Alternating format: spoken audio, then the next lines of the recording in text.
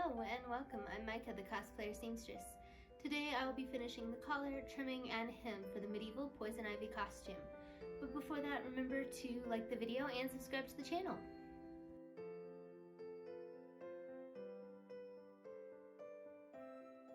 The materials I will need for this are the black thread, the pattern with instruction, the interface pieces from part 2 of this series, the leafy trim, the 2 smaller buttons, the dress from last week, the sewing machine, and a handheld needle. If you would like to know where I got to the buttons, leafy trim, and the pattern, check out the medieval poison ivy patterns and plans video.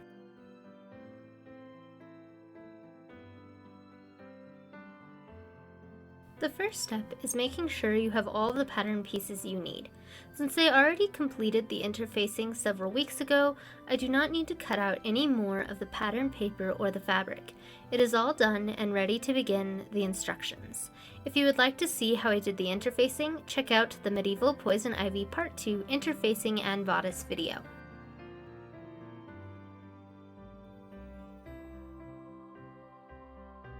Next, I will set up the machine. If you are not sure how to make a bobbin match your thread or how to thread the machine or bobbin, check out my sewing machine walkthrough video.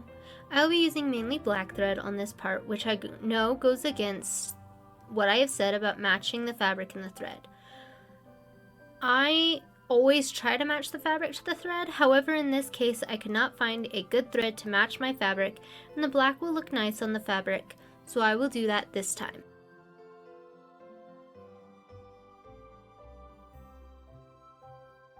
Now I will begin following the instructions. Please know that I will not always follow the directions, and that is okay. I'll be starting with the collar. First, I will sew piece 6 to pieces 8. Then I will sew that to pieces 7. Then I will trim the pieces down at the dot, creating a kind of arch. I messed up here and I had to fix it later when I was sewing the sleeves. I cut the wrong side of the collar piece. After that, I will use a zigzag stitch on the unnotched edge. This is step 32. Next, I will pin the facing to the bodice, matching notches and seams as best I can. It didn't exactly work out perfectly. Then I will sew this in place. After that, I will trim the seams so it's not bulky later. This is step 33. Next, I will understitch this, which means sewing on the right side of the fabric where I just sewed. Then I will turn this to the inside and press it down. After that, I will slip stitch this along the zipper edge, also catching the cotton in place. Then I will slip stitch the bottom of the cotton down, following the waistline. After that, I will slip stitch the facing down at the tops of the sleeves, following the arched curves to keep them from curling up there. After that, I will sew the smaller buttons onto the sleeve tops. This is step 34.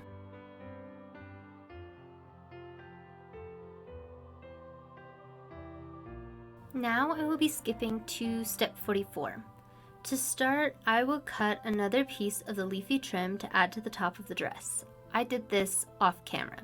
Then I will hand sew this to the dress using the whip stitch.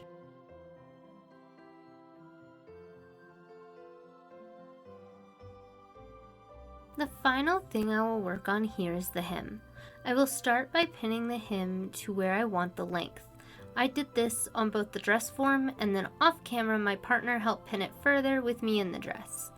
Then I will press this down.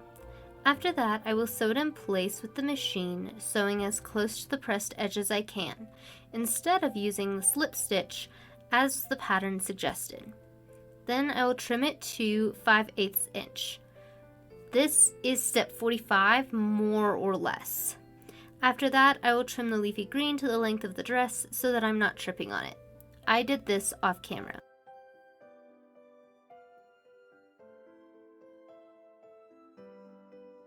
Congratulations, you have a completed dress. Here is what it looked like on me. If you would like to see how I made the bodice, skirt, or the sleeves, check out the rest of the Poison Ivy playlist on my channel. Now that you have the dress, you are ready for the accessories. Remember to like, comment, and subscribe. See you in the next project!